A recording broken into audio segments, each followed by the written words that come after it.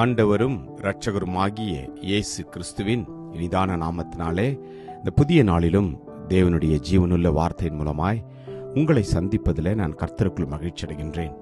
யோவான் 15:5 நானே திராட்சை செடி, நீங்கள் கொடிகள். ஒருவன் என்னிலும் நான் அவனிலும் நிலைத்திருந்தால் அவன் மிகுந்த கனிகளை கொடுப்பான். என்னை அல்லாமல் உங்களால் ஒன்றும் செய்யக்கூடாது. ஆமேன். கர்த்தருடைய நாமம் மகிமைப்படுவதாக. எனக்கு பிரியமான தேவஜனமே, இந்த புதிய வருடத்தில் நீங்களும் நானும் ஒரு நல்ல முடிவை எடுக்க வேண்டும். அது என்ன முடிவு? கர்த்தருடைய வார்த்தையில் நிலைத்திருக்க வேண்டும். இயேசுவில் நீங்களும் நாளும் நிலைத்திருக்கின்ற பொழுது அதிக கனிகளை கொடுப்போமா? அப்படி என்றால் தேவனுக்கு விருப்பமுள்ள வாழ்க்கையை வாழ்வோம். அதன் மூலமாக இயேசு கிறிஸ்துனுடைய நாமம் மகிமைப்படும். என்னில் நிலைத்திருங்கள், நானும் உங்களை நிலைத்திருப்பேன். கொடியானது திராட்சை செடியில் நிலைத்திராவிட்டால் அது தானாய் கனி கொடுக்க மாட்டாதது போல நீங்களும் என்னில் நிலைத்திராவிட்டால் கனி கொடுக்க மாட்டீர்களா?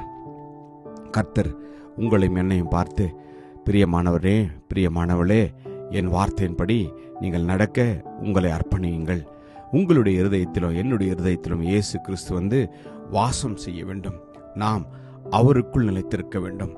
அவர் வார்த்தையில் நிலைத்திருக்க வேண்டும்.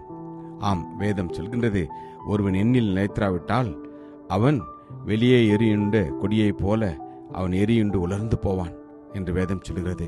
கர்த்தரை விட்டு நீங்கள் நான் விலகி போகின்ற போது சாத்தான் உங்களையும் என்னையும் அவனுடைய திட்டத்தின் பிரகாரமாய் நம்மை கொண்டு சென்று விடுவான்.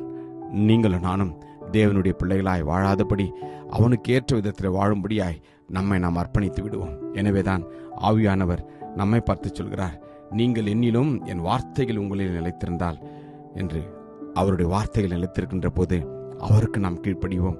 இயேசு கிறிஸ்து தான் வார்த்தை, அவர்தான் ஜீவன், அவர்தான் நம்முடைய மூச்சு.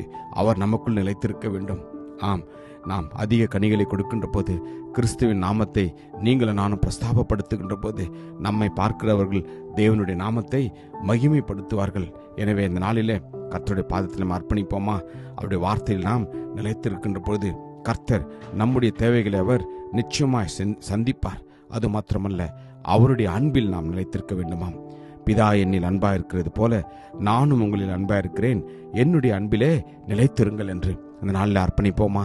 கிருபை இரக்கம் நிறைந்த நல்ல தகப்பனே, ஆண்டவரே, நல்ல நாளுக்காக உமக்கு நன்றி அப்பா. நாங்கள் உம்முடைய வார்த்தையிலே நிலைத்திருக்க எங்களுக்கு கிருபை தாங்க ஆண்டவரே. உம்முடைய அன்பிலே நிலைத்திருக்க கிருபை தாங்கப்பா. உம்முடைய சத்தியத்தில் நிலைத்திருக்க கிருபை தாங்க. அர்ப்பணித்த ஒவ்வொருவரையும் ஆசீர்வதியும். இயேசுவின் நாமத்தில் ஜெபிக்கிறோம் ஜீவனுள்ள நல்ல தகப்பனே. ஆமேன். God bless you. Jesus loves you. Amen.